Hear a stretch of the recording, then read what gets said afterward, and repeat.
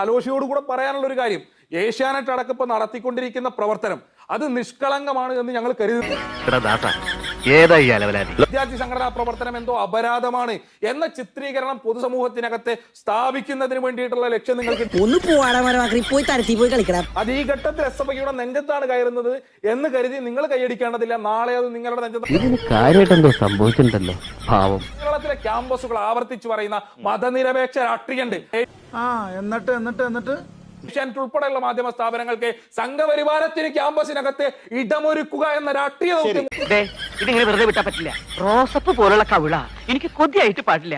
ഞാൻ എന്ന് രണ്ടെണ്ണം പൊട്ടിച്ചു. മനുഷ്യ ജീവന് വിലയില്ലാത്ത ഏത് പ്രവൃത്തിയെയും നിങ്ങൾ മതനിരപേക്ഷത എന്നുള്ള ഓമന പേരിട്ടൊന്നും വിളിച്ചു കഴിഞ്ഞാൽ നടക്കില്ല. ഇത് നീ ചോദിച്ചു വാങ്ങിച്ചു. ഇനി ചോദിക്കും. ഇന്ത്യൻ അർഷവും സംഘവും ചെയ്യുന്നത് ജനകീയ പ്രവൃത്തിയാണെന്ന് എന്താ ബിനോയ് വിശ്വത്തിന് ബോധ്യപ്പെടാത്തത്?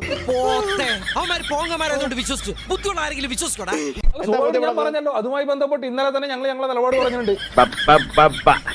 നിങ്ങൾ സൃഷ്ടിക്കുന്ന വലതുപക്ഷ പൊതുബോധം ഉണ്ടല്ലോ, ആ പൊതുബോധത്തിന് എന്ന് തന്നെ ഞങ്ങൾ പറഞ്ഞു.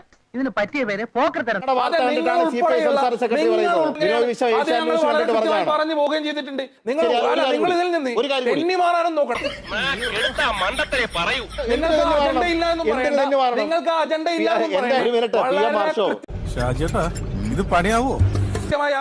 മാർഷോ മുതൽ പിണറായി വിജയൻ വരെ ചാപ്പ കുത്താൻ ശ്രമിച്ചാലും ഏഷ്യാനെറ്റ് ന്യൂസിന്റെ മുകളിൽ മഷി തെറിപ്പിക്കാവുന്ന നിങ്ങൾ സ്വപ്നം കാണും.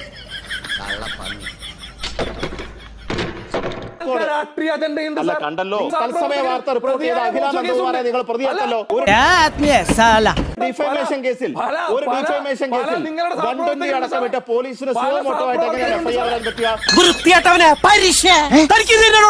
അധികാര ദുർവിനിയോഗമായിരുന്നു. കോടതിയിൽ മൂക്കുകുത്തി വീണില്ലേ? മാധ്യമ പ്രവർത്തനത്തിന്റെ ഭാഗമായി ഞങ്ങൾ നോക്കിക്കോളാം. ഇനി ഇവിടെ നിന്ന് ഇതിലും വലുത് കേൾക്കേണ്ടി വരും. പിണറായി വിജയനല്ലേ ആഭ്യന്തരമന്ത്രി? പിണറായി വിജയനല്ലേ ആഭ്യന്തരമന്ത്രി? ഒരു ഭയവും ഇവിടെ ഇല്ല. ആ ഭയമില്ല. നിങ്ങളുടെ രാഷ്ട്രീയ പക്ഷം, ആ രാഷ്ട്രീയ പക്ഷം ഉണ്ട് എന്നുള്ളത് ഞങ്ങൾ ആവർത്തിച്ചു പറയും. ഞങ്ങളോട് പറഞ്ഞ നിങ്ങൾക്ക് മറ്റൊന്നും വയ്യാതെ വരുമ്പോൾ വലതുപക്ഷ മാധ്യമങ്ങൾ, മാധ്യമങ്ങൾ, മൂലധന ശക്തികൾ, ഇങ്ങനെ കുറെ കാര്യങ്ങൾ പറയുന്നു. അതൊക്കെ കേട്ട് കേരളത്തിലെ ജനങ്ങൾ വിധി എഴുതി നടുവും നട്ടലിൽ ഒടിഞ്ഞു കിടക്കുമ്പോഴും നിങ്ങളുടെ ഈ ആക്രോശവും